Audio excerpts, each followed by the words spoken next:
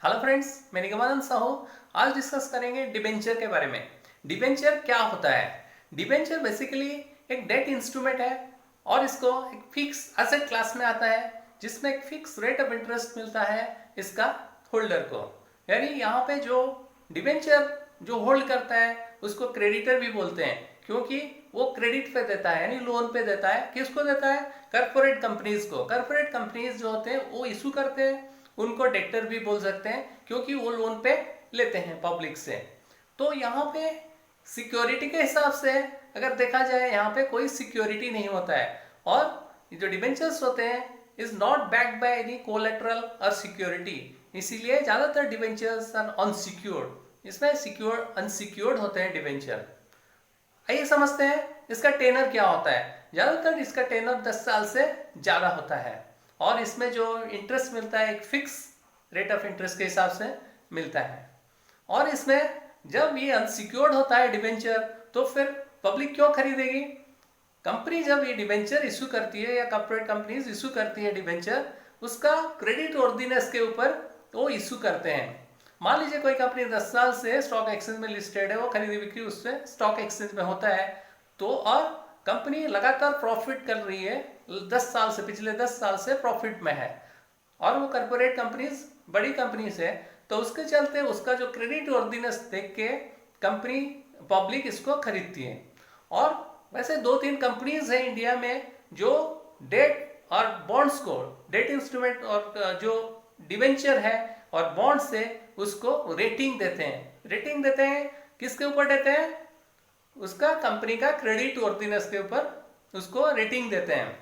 जैसे कि अपना केयर है, क्रिसिल है, ये सब क्रेडिट रेटिंग एजेंसीज हैं इंडिया में जो काम करते हैं। वो बॉन्ड्स वगैरह को, बॉन्ड्स डिबेंचर को रेटिंग देते हैं। ये जो रेटिंग होता है ट्रिपल ए रेटिंग जो होता है वो सबसे बढ़िया रेटिंग होता है एक डिबेंचर या बॉन्ड के लिए, और डी जो होता है सबसे खराब रेटिंग होता है डिबेंचर या बॉन्ड्स के लिए। आइए समझते हैं what are the features of debenture. पहला, ये डेट इंस्ट्रूमेंट है और लोन डॉक्यूमेंट है। इसमें फिक्स रेट ऑफ इंटरेस्ट मिलता है और इसका जो इंटरेस्ट है जो मिलता है वो कंपनी का प्रॉफिट लॉस के ऊपर डिपेंड नहीं करता। यानी जो कंपनी प्रॉफिट में है उसको भी फिक्स रेट ऑफ इंटरेस्ट पे देना पड़ेगा, या लॉस में है वो उसको भी देना पड़ेगा, क्योंकि जो क्रेडिटर होता है, क्रेडिटर यानी जो पैसा लोन पे देता है, मान लीजिए पब्लिक यहाँ पे जो लोन पे लेती है और जो खरीदता है डिबेंचर उसको बोलते हैं क्रेडिटर, और जो इशू करता है उसको बोलते हैं डेटर। इसमें क्रेडिटर को हमेशा फिक्स रेट ऑफ इंटरेस्ट में जितना टेनर होता है उतना तक मिलता है। इसमें सिक्योर्ड भी हो सकता है डिबेंचर, अनसिक्योर्ड भी हो सकता है। जब यहाँ पे कोई कोलेटरल होता है उसका अगेंस्ट में, डिबेंचर के अगेंस्ट में, तो इसको बोलते हैं सिक्योर्ड। जब कोलेटरल नहीं रहेगा उसको बोलते हैं अनसिक्योर्ड। ओके, इसके बाद है ये शेयर में भी कन्वर्ट किया जा सकता है।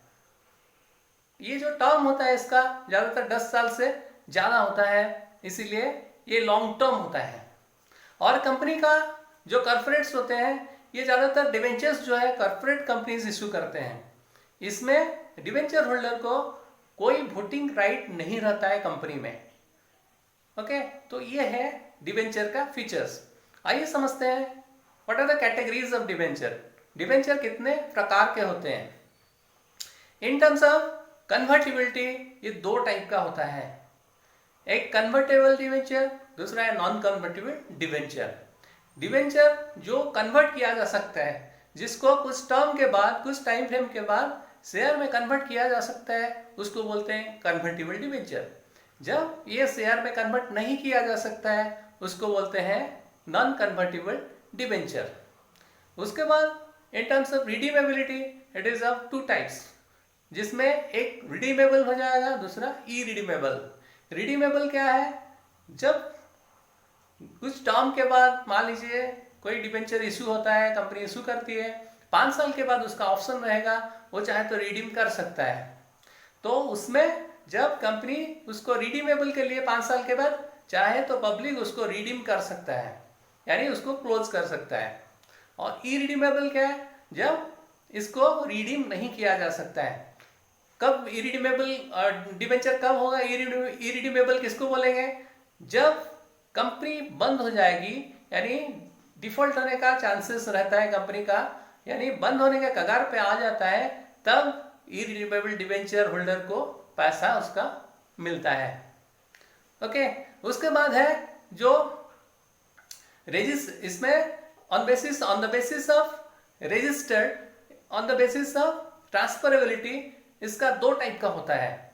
एक हो जाएगा रजिस्टर्ड डिवेंचर और दूसरा हो जाएगा बियरर डिवेंचर। रजिस्टर्ड डिवेंचर क्या है? जब कंपनी, कॉर्पोरेट कंपनी जब इश्यू करती है, उसका रिकॉर्ड में उसका डिवेंचर होल्डर का नाम, एड्रेस, फोन नंबर वगैरह जब मेंशन रहता है, यानी उसका रिकॉर्ड में मेंटेन होता है, तब उसको बोलते हैं रजिस्टर्ड डिवेंचर। और जब इसमें रिकॉर्ड नहीं मेंटेन होता है, यानी वो ब्लैंक रहता है, जो डिवेंचर में किसी का नाम, पता, एड्रेस, फोन नंबर कुछ नहीं रहता है, उसको बोलते हैं bearer debenture. Bearer debenture normally easily transferable होता है, क्योंकि उसमें जो होल्ड करता है उसको उसका ओनर माना जाता है, उसका होल्डर को उसका ओनर माना जाता है।